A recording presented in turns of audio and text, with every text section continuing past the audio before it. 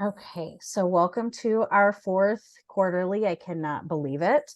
Consortium meeting. I'm not quite sure how 2023 has gone so fast. It feels like it was just the middle of summer, and here we are at the almost end of the year. Uh, Today's meeting is going to be a little shorter than normal. Normally, we have a presentation of some sort to bring you, but we do understand how busy everyone is, and we have a lot of. Can I continue for me?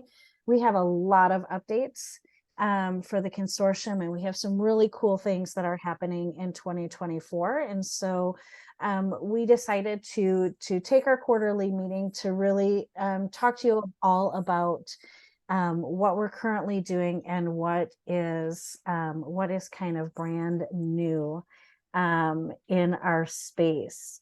We are going to start with board updates, and then we will do full announcements, and then we will have our committee and partner updates, do new business, and that will be our meeting today. So I'm going to pass it off to Bob for our board updates. Good morning, everyone, and thanks, Angie. Appreciate the opportunity to speak with everyone this morning. And I'd like to first acknowledge two outgoing board members. And the first is Kavita Berenstein, who's been our board chair for a couple of years, and I think was in from the very beginning of this journey as we kind of reorganized to become a nonprofit, and was also, I think, one of the voices. I think there were 4 or 5 of us that collaborated on the Maricopa County Health Department project that led to the Resilience Empowerment Project for the Maricopa schools. I'd like to also acknowledge that Angie and Kavita and I have spent hours and hours and hours on Zoom together over the past couple of years, and I just really want to say from the bottom of my heart that Kavita will be missed. I think of her like I don't know, a sister that I never had, maybe, I don't know. But just really appreciate all her contribution, appreciate all of her like diligence in leading the board, and I don't know, she's a really great person. So I'm sorry to see her go, but I understand that board membership isn't forever, for hopefully all of us eventually. I think Kavita's on, so I don't know if you wanted to say anything, ma'am, but now's your chance. Thank you, Bob. Can you see me? I don't know if you can see me. Okay, I'm sitting on the floor of a hallway of a high school because I'm out in the community this morning. So if I look a little bit strange, it's because I literally am sitting in a hallway on the floor. This is a bittersweet moment. I'm going to try not to get emotional, but so much of who I am today is because of the consortium, and for as much as I have given of myself, I have gotten so much more from the partnerships, from the work that we've been able to do, the relationships I've been able to nurture along the way. It's really neat to see where we are today as a consortium compared to if anyone remembers meeting with Marcia in that big room at Phoenix Children's Hospital way back when. It's been a really cool journey, really neat. Huge kudos to everyone that's on this call, especially those that have played a pivotal role in that journey. I'm not going far, I'm still around. I just actually just messaged Angie the other day, and I was like, you can still like call me, right? That was maybe like, please call me. because it's going to be hard to transition away. But it's time. I think all of us can probably recognize that there are moments where we know in our heart that it's time for us to take a step back and let others shine, and to give to this board and to the consortium. So I will still be around. I'll still be at the conference. I will still just be part of the consortium, but stepping away from the board. But thank you so much for your sweet words, Bob, and big thank you to Angie and the rest of the consortium staff. Sandy, yeah, gosh, we've all been on this journey together, and just want to say thank you to each and every one of you. Any Thank follow-up, Angie? Yes. For those who are relatively new to the consortium, Kavita is actually the one who started our training work group. So she didn't quite know what she was getting into back in the day. Marcia would be like, that sounds like a great idea. Who would like to start that? And Kavita's like, well, I will. And what that training work group turned into was having over 400 certified ACEs trainers in the state of Arizona and across the US, actually, with about 7 or 8 of them, Sandy, that are in Puerto Rico at the migrant center there, and doing ACEs training. Doing ACEs training out there. And so little did she know when she said, yeah, I'll spearhead that, what that was going to turn into. But Kavita has been there from the absolute beginning, and it will be very strange not having her face at our board meetings, but super appreciative for everything she has done, walking us through all of these transitions to being a completely grassroots volunteer organization, to now having $1 million budget and 4 full-time paid staff and 13 contractors. Her leadership will be missed, and thank you. And thanks for coming to us from a high school out in the, I feel that that's like super apropos. Like I just do. not just from a high school, but a hallway in a high school. Right, absolutely. Sitting in the hallway. I love it. Right on. The best part is that high school students are walking past me and completely unfazed. The adults that walk past me are like, what is she doing? Kids, that's funny. Zero care. That's funny. Thank you, Angie. And then also we'd like to acknowledge Rose Phillips from Full Bloom Consulting. And Rose has been on the board, gosh, as long as the rest of us. And she's moving on. And I think the thing I will say about Rose that I've learned working with her is, to me, she's just kind of the picture of a trauma-informed professional. Mm. And she like gets it deep in her heart, and has contributed so much of that to how we operate as a board, as an organization. And we also recognize that this journey is really just beginning. But she's just been a very great contributor to all that we're doing, and we really appreciate her as well. And I don't think she's on, so she's not able to make it. She's super busy because it's the week before a holiday here in the US. But I completely second Bob's words when it comes to Rose. Luckily we won't lose her completely forever either. She has a consulting and a therapy business, and she walks that talk, and I know that she will be working closely with the organization as we move forward in some of the announcements that we have coming up later on. So yes. Right on. Thanks, Angie. And then also we have elected 4 new board members. So I'd like to tell you a little bit about each one. And first is Bianca Lavario.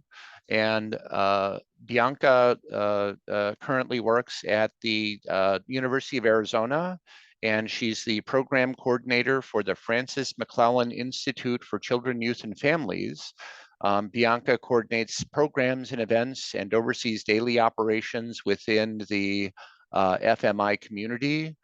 She also helps to coordinate the science of kindness in Communities Collective, a cross-campus research partnership working in collaboration with local organizations to infuse evidence-based practice throughout the community and to mutually support ongoing learning and practice, creating a community culture that leads to more kindness, connection, and learning.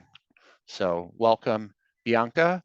Next, and I see Daryl on the call. We have Daryl Brandt, and Daryl describes himself as a multicultural empath who's honed communication and community building skills working behind a barber chair for over 2 decades.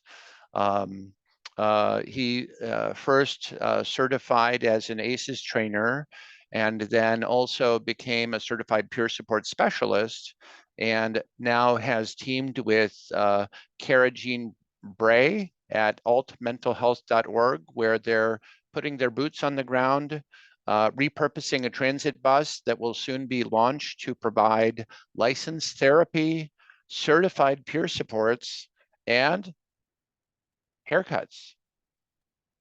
And why haircuts, you ask? It's all about self-care. So welcome, Daryl. Third, I'd like to recognize Qualandra Hudgens. And Qualandra was also elected to the board, and she is a program manager at Catholic Charities. She provides, she actually right now oversees a grant to provide emergency services to refugees and immigrants through Catholic Charities.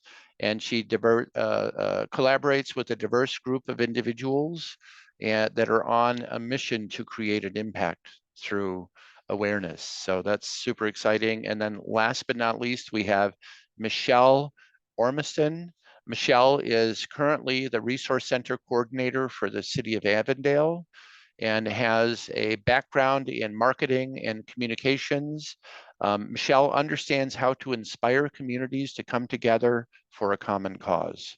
As an outreach specialist for nonprofit domestic violence agencies in Arizona, she has experienced engaging in sensitive conversations to promote understanding and advocate for resilience. So all 4 of you, welcome. Any remarks? I think I see Daryl on, and then also I think I saw Qualandra.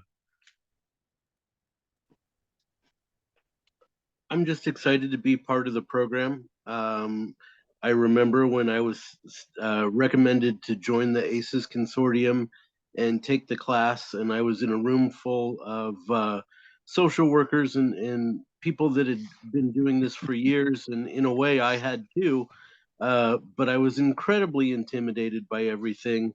And Sang-hoon was the one who on the first day of class said, well, you know, it does make sense because the barbers throughout history in every culture have always been at the vanguard of the frontline first responders. And I've really held on to that. And the idea of having a city bus that we can go and take care of marginalized people that would otherwise have fallen through the cracks is just pushing me forward. And I thank the ACEs for the training that I've been given and what we've done and found this niche that's doing such amazing work. I look forward to working with all of you. And Qualandra, are you still on? Yep, I Oh, there am she is. here. Yep. Good morning, everybody. I too am, I am super excited just to be a part of the board, continuing on the mission of bringing awareness and supporting people, in the spaces of healing and growth, and again, bringing awareness. And so I have definitely been met with some wonderful people since coming on board as a trainer, and then moving into the work group spaces and just absolutely enjoying the opportunity to be here. And I'm just excited. And so looking forward to the journey. Right on. Well, welcome. We're excited to have you join us very much. And I think last but not least, I'd just like to say that the board continues to meet. The board continues to, kind of build the base of the organization. And, we've been working with a wonderful nonprofit consultant, and, we're just continuing to chip away at really building a strong, sustainable organization for the future. So I think it also behooves me to give a big shout out to Angie as well for all of her continued great effort and leadership of this organization from afar, from somewhere near Kingman, Arizona, out in the wilderness. She's leading this organization, and I think it just speaks to her commitment and her passion and her vision for what we will become as an organization. So Angie, thank you for your service. Thank you, Bob. And I'm super excited to bring our new board members on. Bianca will be here a little bit after 10. She is currently doing a training, and Michelle, unfortunately, is not able to get away Well, today. and I see, and I'm sorry, I see iPhone to everyone. So iPhone, identify yourself. Oh, it's Michelle. Oh, it's Michelle. All right. No, Oh, no worries. oh, there she is. There she is. Michelle, if you would like to say You can something. unmute and. Hey, I don't know if you can see me. I had some technical difficulties, but You're not sitting in a high school hallway, are you? No, but I am sitting at the resource center. We have a really big Thanksgiving event happening with about Cool. 200 participants around here. So I found a quiet corner just to say thank you and hello. Right on. Well, welcome. Thank you. So Angie, I'll throw it back over to you. Thanks. And I can speak for all of the board to say that we're here to serve, and we really want the best for the organization. And anytime you ever feel compelled to talk, or you share ideas or anything like that, if you're ever driving by Casa Grande, you're certainly welcome to stop here in our office. I home roast coffee beans, and we always have fresh coffee here. So feel free to stop by and grab a cup of coffee. And you can also see the community garden. Oh yeah. That you all have down and the food bank. Exactly, and the food and all the other things. The murals from all the kids. Yeah. Yes. Well, I am super excited. Change is never easy, but with change usually brings a lot of growth and new steps. And I'm really excited for from being with the consortium when we were right in that big room, just having the conversations of like, how do we bring forward this information? Like, how do we bring forward the ACEs information? What does that look like? What are some of the sectors and the areas that need to hear this information but aren't hearing this information, right? To where we are now, which is doing trainings across the state, having over 400 certified ACEs trainers, and across, the nation, and those places. It's kind of surreal. And we grew fast, like really fast, like way faster than most people can keep up with. And it was a little crazy there for a little bit. But we've settled, and we have a really pretty solid foundation, I feel. And so I'm really excited to kind of take the consortium really to the next step. And so our announcements are really focusing on what's going to be new for 2024. we are finally, we've talked about it for, oh, I don't know, a couple years about having a book club. We are finally launching our book club. So Jill Stam is going to do 2 cohorts in January and February for the book. Oh, of course. What Happened to You? The one by Bruce Perry and Oprah Winfrey. So we will be starting that book club. So look for sign up information. There is an amazing workbook that that comes with the book club. So we will have to charge in order to receive all of the printed copy of the workbook that we will have, and the mailing and those pieces. But we are looking to keep it as nominal as possible. Most likely it's going to be about $20. That will just cover the printing for the workbook and the mailing out to you, and you can get the book off Amazon, I think, for about $15. I looked last night. So that will start in January. We will have signups for it the first week of December, and we'll send it out to all of you as members of the consortium before we open it up at the summit. So that way you all have that kind of first go at it. So just keep an eye out for that. Through our Arizona Health Improvement Plan with ADHS, one of the tactics on creating resilient communities was having communities of practice. It was one of the recommendations that was brought through in that plan. And we have been working for the last few months to create a community of practice playbook. What that playbook is to really help communities create communities of practice themselves around mental health and well-being in a way that is trauma informed, right? In a way that takes into account for all of those pieces that we need to pay attention to. And for the consortium itself, we will be launching our first community of practice in January or February of 2024. That will be open to all practitioners, and we are our goal is to have communities of practice for different sectors. We've had conversations about having a community of practice for our medical professionals. That is one that comes up quite frequently. Our DCS caseworkers, that comes up quite frequently. And so if there is a sector, there is a theme that you are seeing in your organization that you would like us to start a community of practice for, please reach out to me and let me know, because as you know, it's we may have great ideas up here, but what that looks like in the community isn't always the same. And so your input is always the most important.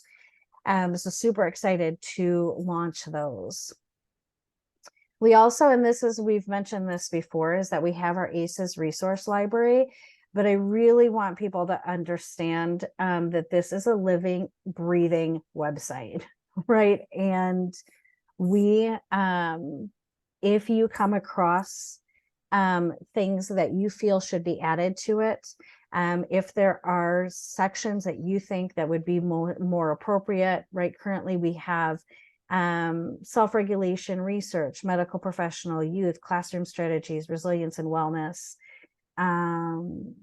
trauma resources, are all separate pages. That this is an open source resource library. So please feel free when you are doing trainings, when you have people who have questions for additional information, this library is always here. It will not go away. It is already complete. So all we are doing is adding to it.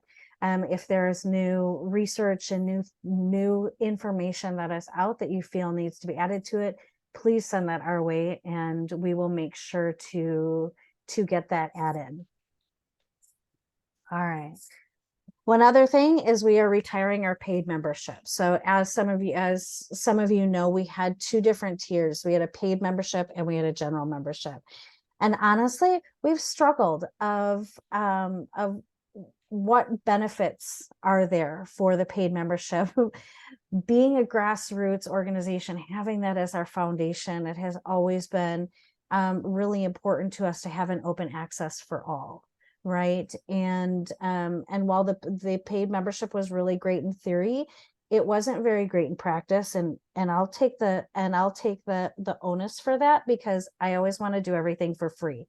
And I know I know that that's not technically how things, really work, especially with organizations and businesses, but I have a really hard time with this information and kind of gatekeeping it from those who may not be able to afford a membership, right? Or just who don't even know that that membership is there. And so we decided, as the organization and the board decided this month, that we were retiring that paid membership. There were a few of you who had purchased memberships when you registered for the summit. I have refunded all of those and have sent you an email last week about it. If the refund has not come through, or if there's any issues, please let me know. So I can make sure to take care of that. Of these announcements, is there any questions?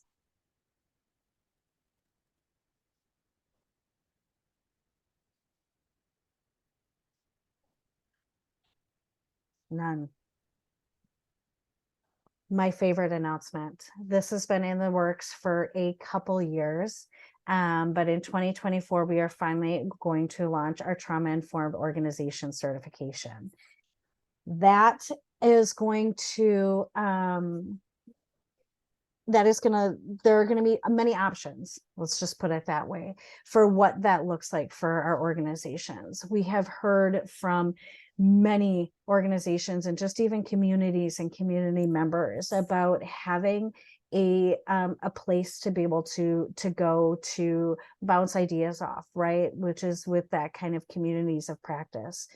We've been doing the work in Maricopa County with our Department of Public Health grant that we've had for the last 2 years in training community organizations. And what is always missing is, what does that look in the long term, right? Like, what does this look like in practice? We all know that, now we're aware that ACEs and the impacts of trauma, have this effect in our bodies and within our brains and with all of those pieces, right? But we don't know how that looks like in implementation. And especially, what does that look like for organizations? There are so many different moving pieces, right? And so at the beginning of the year, we will be opening up signups for discovery calls. So that way we can really have a conversation with your organization that's interested of, what does this look like for your specific organization? What are some of the things that you would like to get done? We know that there's not a one size fits all, right? Like, we can't go into DES and do the exact same things that we would do for Catholic Charities. It does not work that way, right? Everything is so individualized. And honestly, some people are further ahead in the line, along the journey than others are. And so there's different ways, but we're really super excited. The board has wanted to do this for the last 2 years. I have been the one who has said, I don't have space for this right now. We need to slow down, hold on. We need to get a better foundation. We, as a board and an organization, need to be more trauma informed ourselves. We need to be able to walk the talk before we can go out and talk to other organizations about what this looks like within their organization, right? And so the board went through the paces. They were super gracious, and I really feel that we are finally at that space and time where we get to launch this, and I'm really excited. Really excited that we will be able to offer this to our community. In 2024. So keep an eye out for those pieces. Another piece that we are launching in 2024 is the Resilience Empowerment Project Training of Trainers. We have been doing this project. This is the project that has come out from our Public Health Department grant for Maricopa. We were tasked to do ACEs training community-wide, county-wide, for schools, community organizations, and the youth that they serve. And wow, did we probably not know exactly what we were getting into when we wrote for that grant. But it has been very fun. And they have given us the latitude, which most funders don't do. And I cannot sing their praises enough for this. They have given us the latitude to actually modify the curriculum and modify the way that we do things according to what is actually working within the community, right? And so with our school, specifically our school's curriculum, that curriculum was changed 3 times just within the first school year, recognizing that what we thought was going to work was not even remotely going to work, right? And being able to kind of flex with that and change that as needed. And we've come to a place now where we do have a finalized and pretty solid foundation for our resilience empowerment project. And the questions are always like, well, how do we bring this outside of Maricopa, right? And what does this look like? And if you aren't new to the consortium and to hearing me speak, you'll know that I always bring it back to the communities, right? Because you all in your community know your community best. And every community is totally different. I do currently live in Mojave County, and we have 3 our version of large cities, right? We have Lake Havasu, we have Bullhead, and we have Kingman. And I can tell you that every single one of them is completely different. And what would work here in Kingman is not going to work in Lake Havasu. And what would work in Lake Havasu is not going to work in Bullhead City. And then we have all of the other communities in between that are, that are small and really kind of disconnected from services. And so in looking at that, it was, how do we scale this program? How do we bring it to everyone? Will we go into the community? And so we have completed the creation of a training of trainers for the whole entire program. That includes the school training, which is 3 levels. It is 22 hours worth of training curriculum. We have our community organizations, which is about 15 hours worth of training. Our youth is 3. Then we have a combo, group home staff, caregivers, et cetera, and youth that happen together, and parents and youth that happen together, but separate, right? They're 3 sessions, 1.5 hour sessions a piece. And they have a youth trainer that is with the youth by themselves, and an adult trainer for the adults. And then at the end of each session, they come together. And then also our city council legislator, that curriculum also. And so we have packaged it all together as the Resilience Empowerment Project. We will be launching that training of trainer in spring, late spring of 2024, and that will also include technical assistance from us here at the consortium, because we do believe that you all know your community best. And if you are interested in being trained for the Resilience Empowerment Project, I'm putting the link to the Google form in the chat, so that you can show us your interest and be on all of the mailings that come in. But keep an eye out for that. If you know of somebody who's not in the meeting, but you think that would be great, please send them our way. Send them our way. Are there any questions on either of those pieces before we move forward?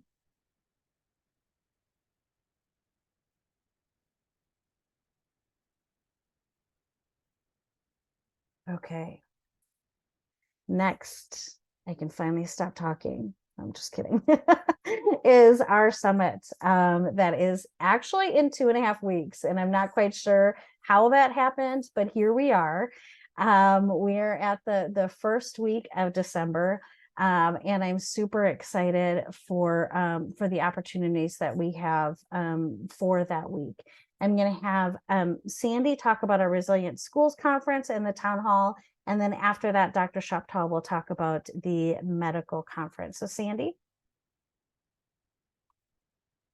Good morning, everyone. Really excited about our first Resilient Schools Conference as part of the summit. The Resilience Coordinating Council is organizing that, and so it will be a full day. We'll have a couple of breakout sessions. We'll have a keynote by Dr. Leslie Anway and Superintendent Steve King from Oak Creek Cottonwood School District. Some of you may have seen him speak. We did, trying to remember when it was because all the months and years are mushing together in my brain. But he was part of a panel discussion. Angie, help me remember. I can't even remember. In June Thank for the you. Trauma Sensitive Schools Conference. Thank you. I was like, all the things are mushing together, and we just got some amazing feedback from that, and so we're excited that Leslie helped us. Leslie pulled him in, and we twisted their arms to get them to do the keynote for the event. And then in the afternoon from 3 to 5, we are partnering with Arizona Town Hall to do a town hall on resilient schools. What are the needs? What is out there? What support is needed? If you've ever been to an Arizona town hall, it's pretty amazing. Just the process through which they take you and the information that comes out of it. We wanted to the Resilience Coordinating Council is wanted to get feedback from schools across the state, administrators, educators, parents, community members, to be able to drive the direction of the Resilience Coordinating Council for the next, hopefully, couple of years. You can register separately for the Resilient Schools Conference. If you go to the summit, that day, as well as the medical providers, Angie, well, Dr. Shoptaw will talk about that as well, are free. If you just attend one day, if you just want to come to the Resilient Schools Conference, it's obviously included with the full registration for the summit. Is there anything I forgot, Ange? The town hall has a separate registration form also. Okay. I've put both of them in the chat for you all. The reason that we have the town hall having a separate registration is we can see if we have enough representation, right, from tribal nations, from our rural, across the counties. And if we don't have enough representation, then we know where our gaps are and where we can pull. So it asks a little bit more information from you than just the registration for the schools conference. Also, in the spring of 2024, we will be doing in-person regional town halls on resilient schools, and we will be in Yuma, Cochise, and Mojave County. Those are counties that currently are not in the conversation, and so we are going in person there with Arizona Town Hall, and want to make sure that we thank Vitalist for helping us with that funding to have these town halls. Thank you, Sandy, for explaining all the things that we have for the schools conference. Dr. Shoptaw, would you like to talk about the medical professional conference, please? Sure. Good morning to you all. Thank you for coming today. So my name is Amy Shoptaw. I'm a pediatrician in the community, and I'm the medical director of the Center for Resiliency and Wellbeing at Phoenix Children's. Last year we did a symposium. It was a half a day and successful. So Angie and the ACE Consortium were kind enough to give us a whole day for a seminar forward-facing mainly to pediatric clinicians, but really anybody is invited. The title of this year's is going to be The Whole Child, Nurturing Health and Wellbeing Through Relationships and Resiliency. And it basically starts off with just in utero, the biology of how trauma and adversity can affect the body. Goes into how it affects the body and brain, and then what pediatric clinicians can actually do practically with each patient in their office that they see.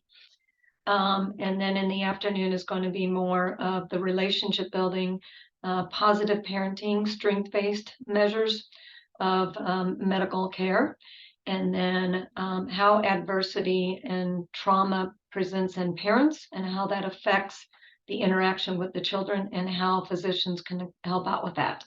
And then lastly is to add, what can physicians do to take care of themselves so that they can be calm and regulated when they go in to see the patient? So it's this kind of this basically parallel process of regulation and co-regulation. So we're real excited about it. It's free as well.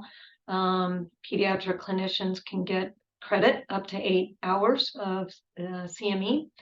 But again, anybody is welcome. Thank you, Dr. Shoptaw. And I know from last year they did a half-day symposium, like she said, and even for our attendees of the whole entire summit, right, that would typically not go to the medical professional piece. They're not medical professionals. They got so much out of the presentations that were there, so much, just raved about that. So if you are registered for the summit and you only planned on attending those 2 days, I would highly recommend attending the medical professional piece, or at least watching those recordings for that, because yeah, having that information just helped bring it all together, helped bring all of those pieces together. Yeah, and it, although it's forward facing to clinicians, it's really science-based, and it kind of goes into the general principles of why we see certain things, and being able to even apply it in our day-to-day life, even with children that we interact with. So, you know, it should be real good. Yeah, thank you. Super excited, super excited. And as both of them said, you can register for those individually. Those are free. The registration is $175 right now for the whole entire summit. That's for all 4 days. And what you get with paid registration is not only do you have all 4 days, but you also have recordings that are available through the end of January 2024. So about 7 weeks post summit, so that you can watch whatever you miss, and those pieces. One last thing about the summit is we have our Marcia Stanton Award.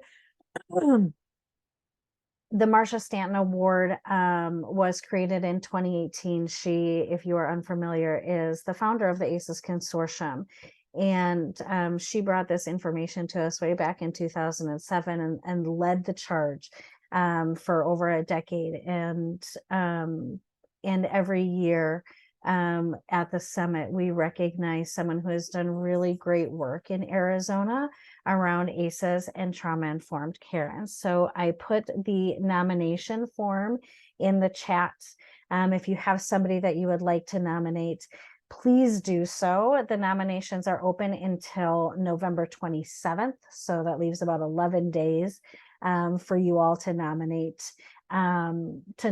someone that you feel should receive the Marcia Stanton Award. Some of our previous ones were Virginia Watahamaji in Coconino County. She is the executive director there of the Children and Family Coalition, and does great work up there.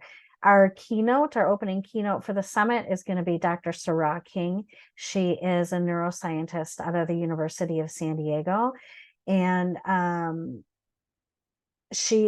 keynote is focusing on the neurobiology of connection. And especially in a polarized space, right? We know that we're not new in Arizona, right? We're not new in this world, and things have become increasingly polarized over the last few years. And but it's really important for us to have conversations, right? And communications and connection. The Surgeon General released the report on loneliness, and has shown that we are really disconnected as a society. That's something Arizona has always struggled with, partly because geographically we're so disconnected, right? Our counties are huge. The space in between our cities, if you don't live in Maricopa County, let me tell you, the rest of the state of Arizona is really spaced out. And so disconnection is one of the reasons why we struggle with high numbers of ACEs in our children, because we don't have that community connection. And so Dr. Soroking is going to have that conversation on how do we connect, and how can we build those relationships for healing.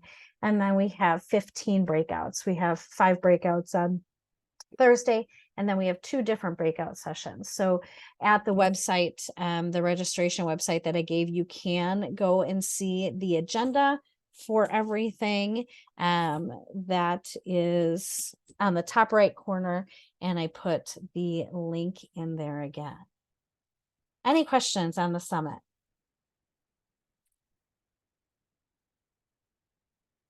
Okay, well, we are going to move into our committee and partner updates. This is one of my favorite times, actually, because I appreciate all of the work that is happening out there from all of our work groups. And honestly, this is how we started. And so it's like one of the pieces that is that is my favorite part of the consortium, is that we're able to cultivate spaces where people can come together and learn and connect and network and have those conversations. Have those harder conversations. Jennifer was not able to be here for our Creating Trauma Sensitive work group. We do have all of the recordings on the website. She has really focused super heavily on what's the word? Professional development. And so we are currently, our December 1 is going to be part 3 of 3 on the neurosequential model in education. We have had presentations. I think CJ is still here. Yeah, Carl is here. He had 2 presentations on really on self-care and what that can look like. The schools work group meets the first Wednesday of every month at 4 p.m. So over Zoom. We always have the recordings if you're not able to be there, but it is really great information, and it is a really great way to connect with others in the education space on a regular basis. I will put the registration link for that in the chat after I pass it to Renee to talk. And I'm so sorry, Renee, I forgot to edit this, to the Rural and Indigenous committee that she just started back up a few months ago. Good morning, Renee. You're muted. Thank you. All right. Good morning, everyone. So great to hear all the amazing things that are happening. We have had a few meetings of the Rural Indigenous Subcommittee. We started conversations around just knowing what the most prevalent adversities that are present in communities, particularly rural and Indigenous. I mean, many of these are across the state, but things that came to the table: lack of agencies providing services, particularly those for mental health, lack of economic development, transportation challenges, murder and high crimes, among others. But of course, we balanced it out with where are the resilient pieces in communities, particularly rural and Indigenous. One of our kind of superstars. San Carlos Unified School District is a trauma-informed school district. They do have a video online that is worth folks checking out. In our rural Indigenous communities, there's a strong sense of community.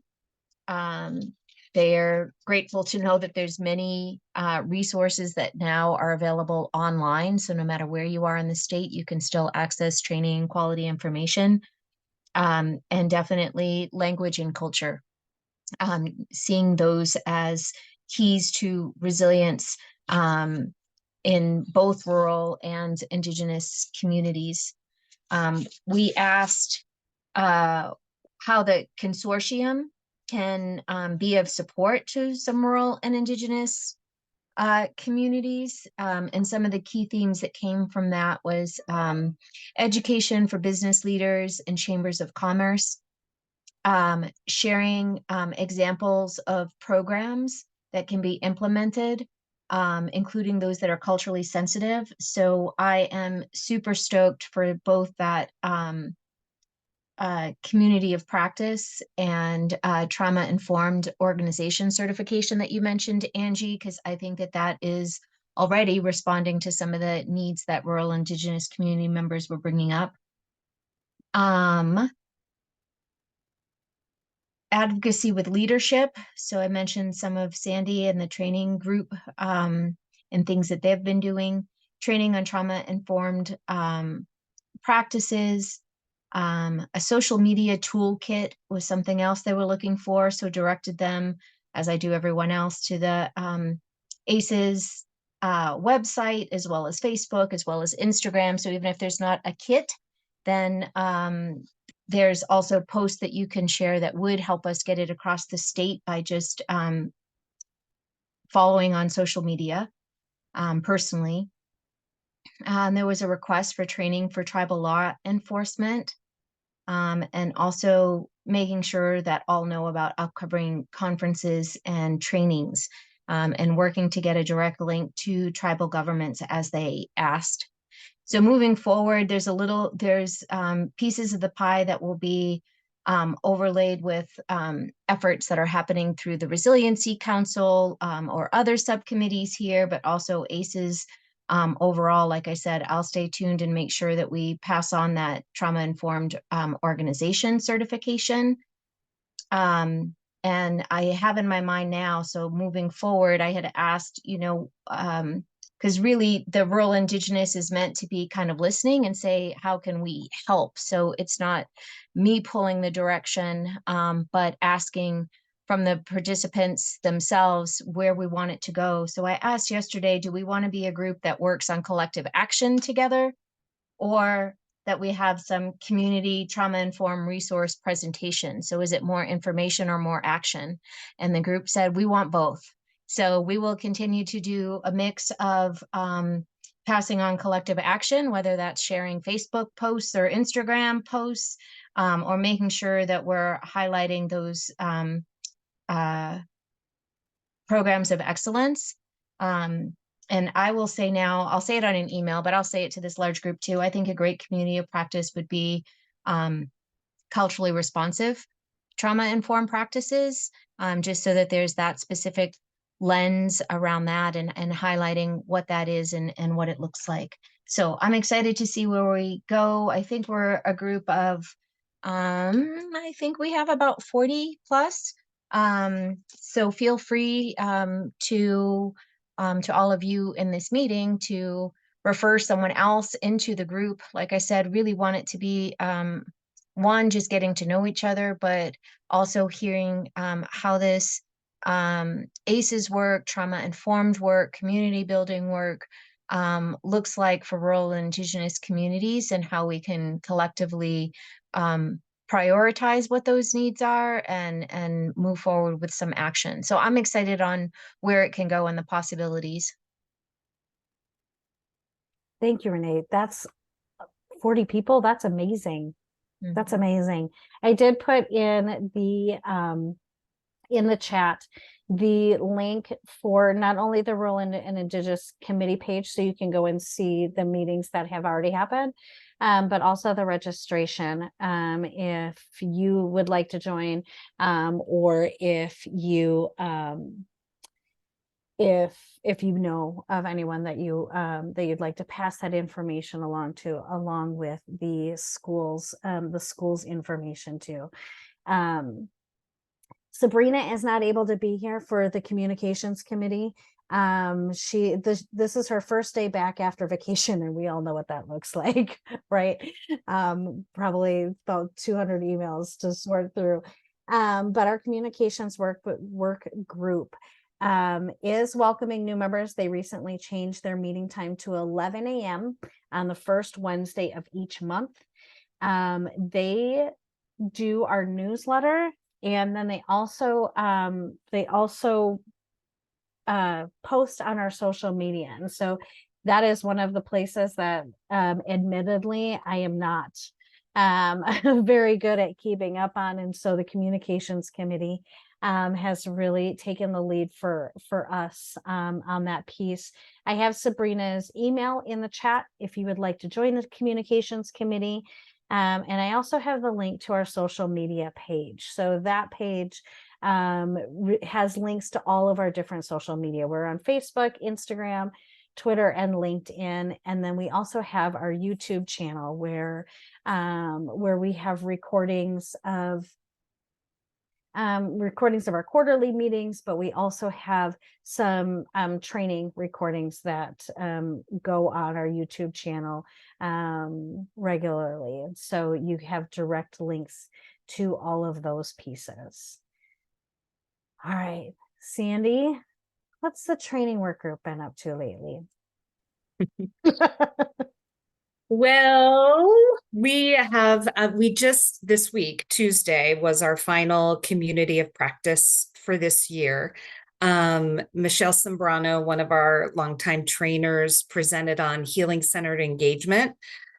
We had a small group. I sent out to all certified trainers the link to the recording of that, but it was a pretty amazing presentation and demonstration. We did a lot of activities and self-reflection, so that was a lot of fun. We met in November. We're working on our direction for 2024. For many, many years, starting with Kavita, we have worked on curriculum, and our curriculum is pretty well set. So this year, the training work group started shifting our focus to trainer support, and what does that look like?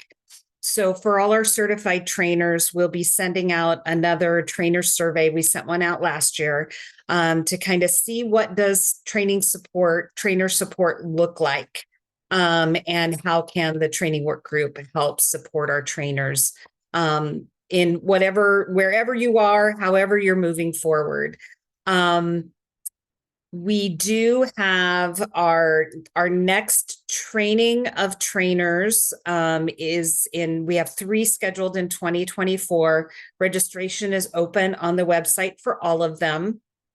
The first one starts in February.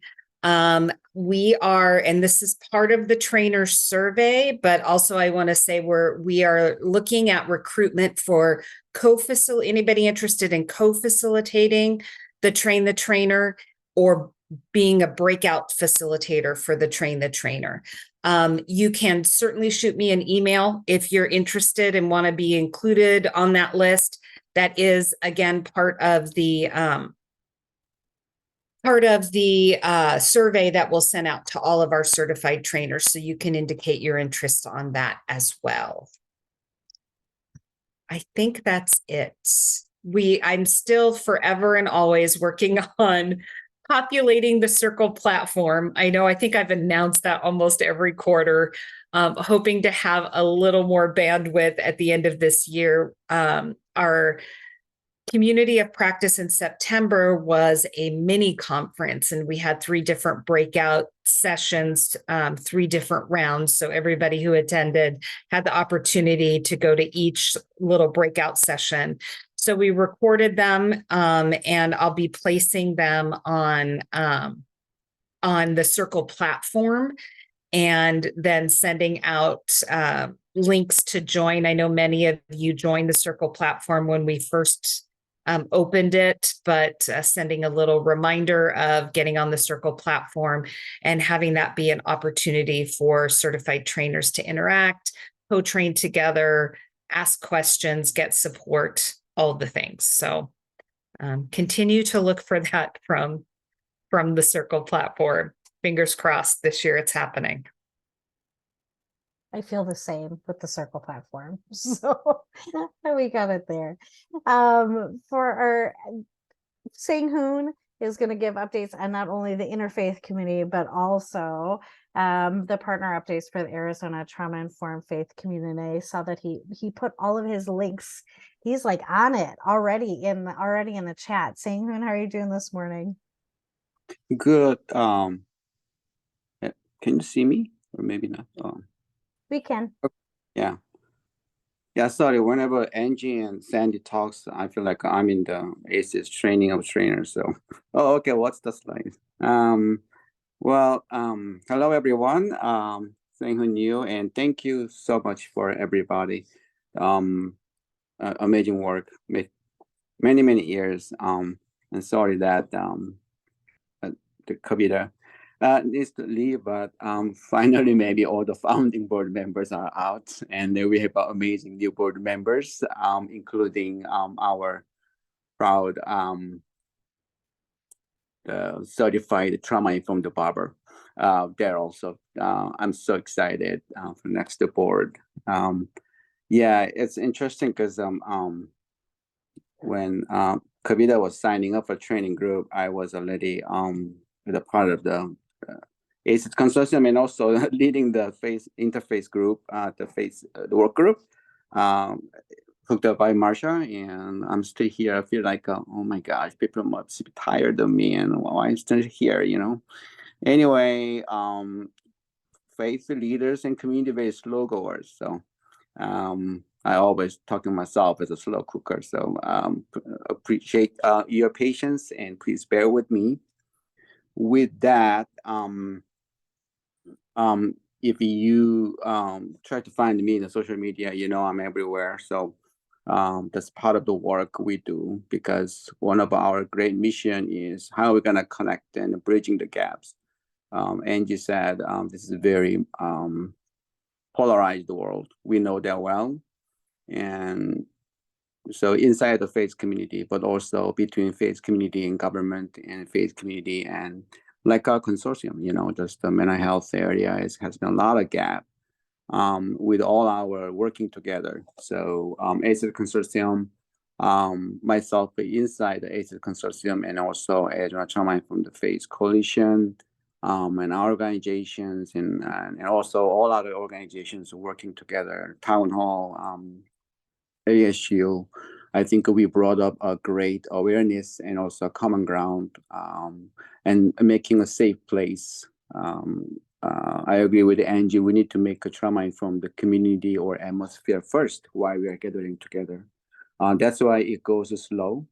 And so I just want to talk about it here first, because a lot of times people want to come and then just get some information that about the faith or connection between ACES and the faith.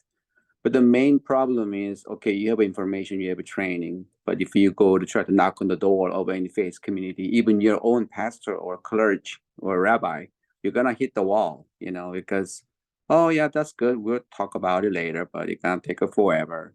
And don't get discouraged by that, because continue to try to connect with me and our people here, because we have humongous resources out there. We can work together because, as I always say, of course, connection before correction, but also connection before content. So that's kind of our main work.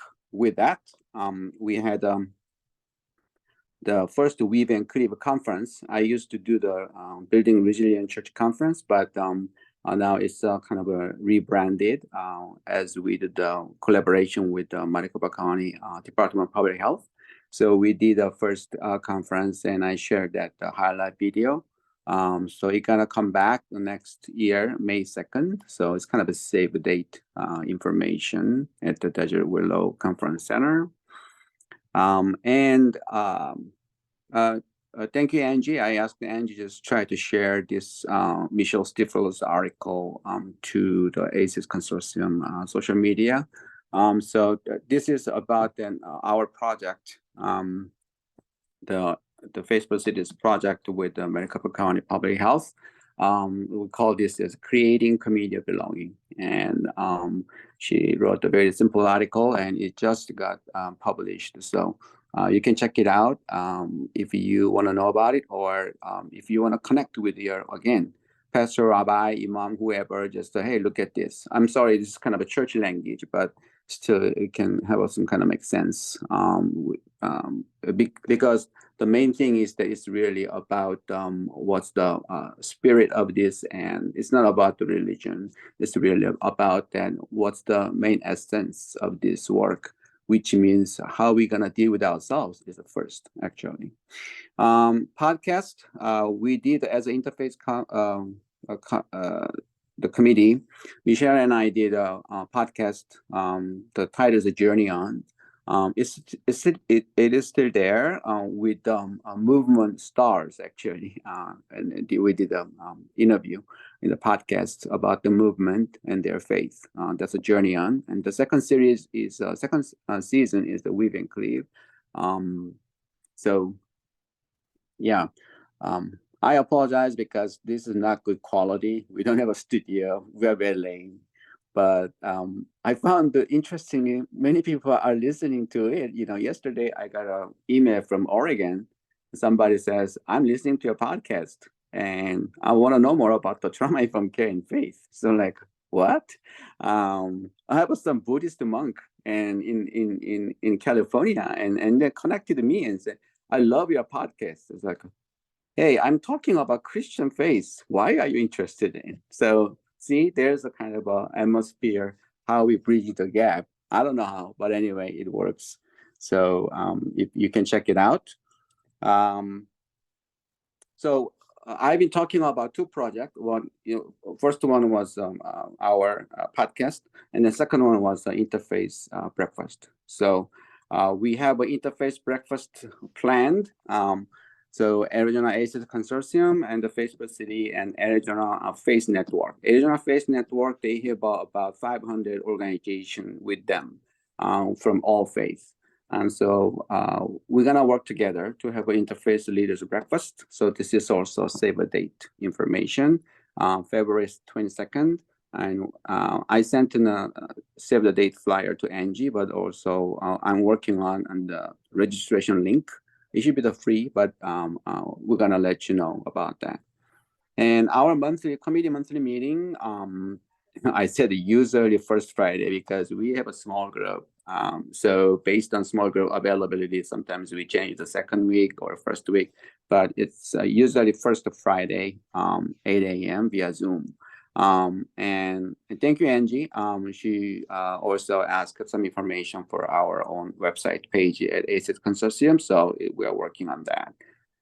So having said that, if you want to know more specific information, please email me as I gave you email address. So if you have any questions, let me know through chat or just so you can unmute yourself. Other than that, Angie, thank you. Thank you, Sang-hoon. I love all the work I just love all the work that you do. For those who don't know Sang-hoon, he is super committed to community, and he walks his talk unlike pretty much anyone else that I've ever met. And yeah, so if you want to join, his email is in there. Our next partner update is not from Hillary. Hillary's not feeling very well, but she sent the beautiful Alice straight to update us on the Southern Arizona Trauma Informed Network and all of the amazing things that Satin is doing in Pima County. Hi, Alice. Hi, Angie. Thanks. So we are working on wrapping up the year. We have focused our efforts this year primarily on continuing to build our community around the free virtual trainings that we provide every month. We just finished our second to last one, which was a presentation from Amy Diarpino on supporting individuals who are transgender or non-binary. And our last training of the year is going to be December 14th, and that will be a grief workshop around helping those with traumatic grief. I can post links in the chat. You've got our Facebook and Eventbrite in there as well. Perfect. Thanks, Angie. We are also looking to continue to expand our efforts around training organizations. We are super close to having our own independent website. So we've got lots of exciting things happening, and we'll have our community training schedule for 2024 probably out sometime mid-December, early January at the latest. So if you're interested in attending those or collaborating on training or anything else, you can get in touch with us with those links that Angie posted, and I'll also put our email in the chat. Thank you, Alice. And if you are in Southern Arizona and you are not familiar with Satin, please email Alice and get connected to the work that they are doing down there. It is absolutely amazing. And super excited that y'all are going to be your own organization soon. They did recently go under fiscal sponsorship with TAP AZ, and just really excited to see that kind of movement grow here in Arizona. So thank you all for our partners and our committees for giving us our updates. Our kind of last piece, at least from us, is just letting you know of the trainings and events and quarterly meetings for next year. Not yet. We have our youth mental health first aid. This is a training that is offered by Mercy Care. It is not a training of the trainers. This is just to be trained in youth mental health first aid. We have one more in January 19th. Let me get to the link to sign up. If you'd like to sign up, this is free. Know that if you do this virtual training, which is January 19th, 9 to 3, you have to do pre-work, online pre-work. That takes about 1.5 to 2 hours before the training. That pre-work has to be completed in order to do the all-day training. So if you are unable to commit to doing the pre-work, please do not register for the training and hold up a spot. There is a limited amount, I believe it's 30, that Brandon takes for the training. Our first winter session for the ACEs training of the trainers, typically we hold them quarterly. Because we are launching the rep TOT next year, we are only doing the ACEs training of the trainer 3 times instead of 4 times for next year. And our winter session is on Tuesdays from February 6th through March 5th, from 9 a.m. to 2 p.m. on those Tuesdays. We also have the summer and the winter schedule up on our website. If you'd like to register for those, I will put that link in the chat. And then we are doing a film screening February 22nd of a documentary called Blue Baby. It is recently released, and this is looking at the juvenile justice system in a really trauma-informed way. It follows a model on the East Coast called Boys Town, where the boys who are in juvenile detention, instead of being locked up, they are actually put with family. Shocking. And how teaching them, how to live within a family and life skills and those pieces can really change the trajectory of their life. It's really amazing. And we'll be doing a film screening for free February 22nd. So keep an eye out for that. And then we have our 2024 quarterly meetings listed there. All right, that was a lot. Anybody have any questions for us on the consortium business?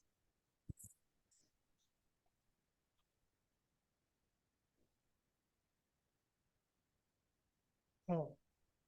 Well, I want to open it up to you all and see if there is any new business, anything that you would like to share with our consortium members of what you are doing. I do want to bring,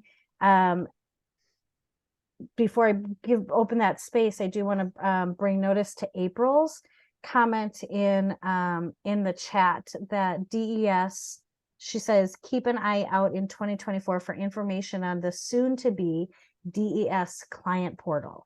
It will be a single access point for DES benefits where clients can see all their benefits in one place and be guided to other benefit services they may be eligible for. And if anybody works with families that have to deal with benefits, what an amazing tool that they will be launching.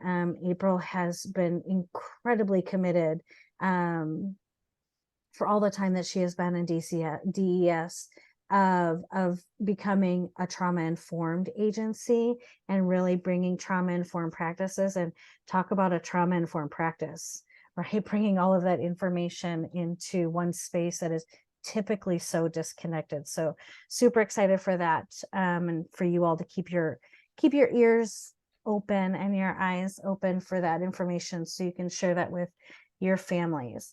Now, opening up the space for all of you, what do you have going on that you would like to share with the rest of us?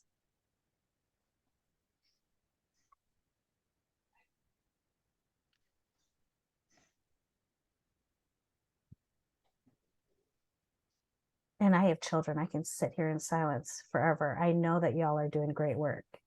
Hi, Angie. It's Shauna. Hi, Shauna. I always say that when I'm doing the teacher trainings. I always go, I can wait. You guys know I used to be a teacher. I just wanted, I don't know if everybody, I'm with Hushabye Nursery, and we support pregnant and parenting people with substance use disorder. We're inpatient for babies who are born substance exposed. I recently took over as our director of outreach, and part of my role is making sure that everybody in the community, all of Arizona, really knows that we can do virtual programming. We have a grant right now with the Attorney General's office, specifically to increase our services into Mojave and Coconino County. And I just wanted to make sure that everybody knows that we really, thinking about what everyone was talking about, with the rural and Native communities and some of that need for increased services, we are really working on education and support for these families. They do not have to transfer after their babies are born. Their babies can already be born and they might just need help with their DCS case. They might need counseling. We can do all of that, and we can do it virtually. And we have phones that are available for any family. Really, in most of Northern Arizona, these phones will give them a free year of service and give access to our programming, no charge at all. Only obviously they would need to be in need of our services. So if anyone has any families that they think may be interested in that would need those services, please let me know. I'll stick my email in the chat. So just wanted to share that. That's amazing, Shauna. I did not know that you all did virtual services. Yeah, we opened in 2020, and pretty much at that point, everything switched to virtual. Right. And we've kept that model. We'll do in person as well, but we found that for our families, virtual actually gets them more engaged because it is less barrier. Yeah, and honestly, virtual is safer. Think about it. You're in your own space, right? Yep. You don't have to go out to other places, and that's amazing. Thank you, Shauna. Yeah. Hey, Angie, I put into the chat box a link for the new platform that Access is rolling out called Community Cares. It's a health information exchange, I don't know, platform that that multiple agencies can sign up for and share, I don't know, needs of individuals, needs of families on the platform, and it shoots an email to you if, you know, like there's somebody in your area that needs whatever, like, you know, we do food bank and we have clothes and we've got diapers and, you know, blah, blah, blah. And we get a lot of that kind of stuff all the time. I do think, talking with our community health center here, I think there's some incompatibilities with the electronic medical records. However, I think for all of us that aren't fully qualified to practice medicine, I think it's a helpful platform. Nice, nice. And Renee says that it's a closed loop referral database. Yeah, yeah. So and that might be, and we've had somebody speak here in Pinal County, and I think that might be a interesting topic for a future quarterly Yeah, meeting. yeah, absolutely. Absolutely.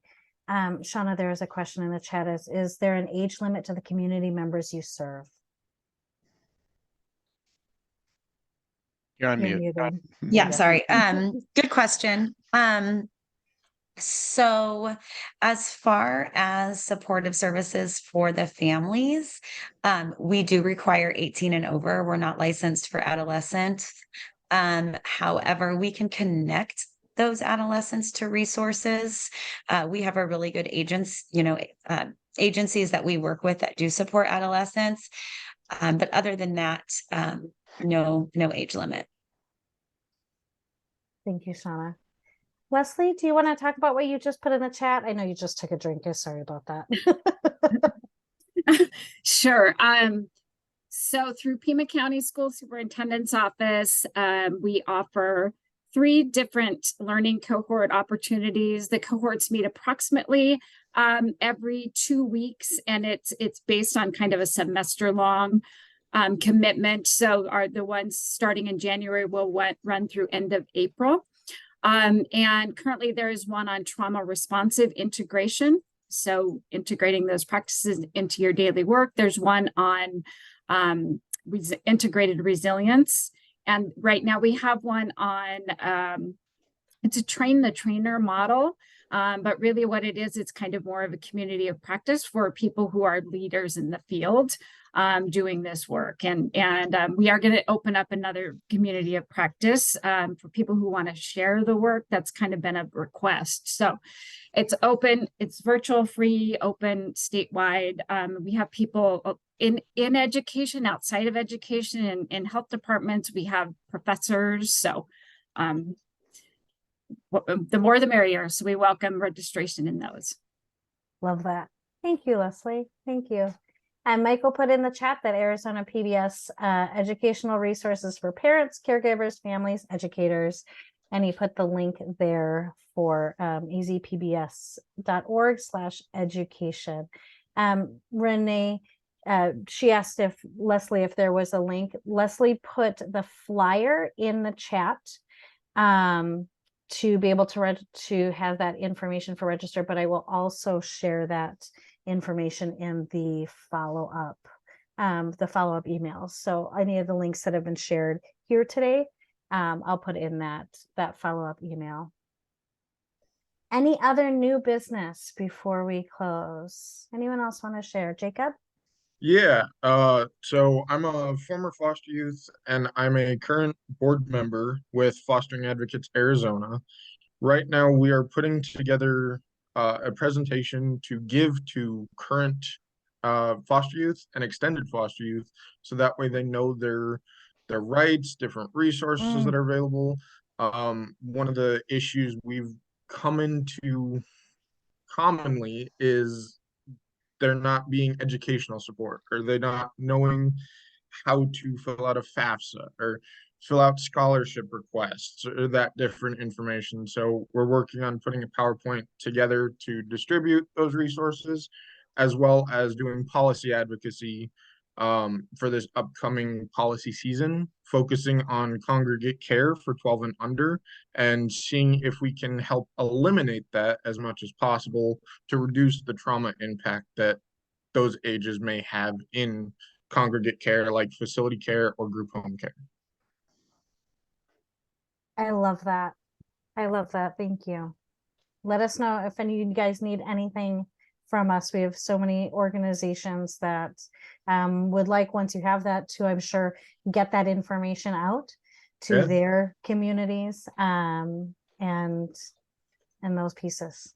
Yeah, we actually offer a community advisory board meeting 3 times a year, and I can send my information to Sandy since we've communicated, and I can send that link over so everybody here can get a link to sign up for that and be involved in the policy stuff for FAS.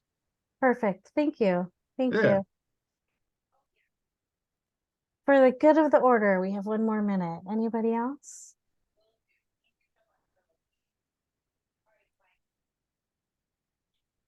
Bob will close us out with a dad joke.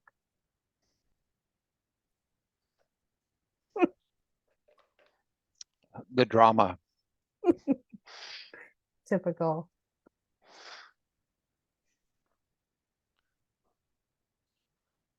Did I tell you about the time I fell in love on the ski slopes? No. I wasn't a very good skier, and I was head over heels.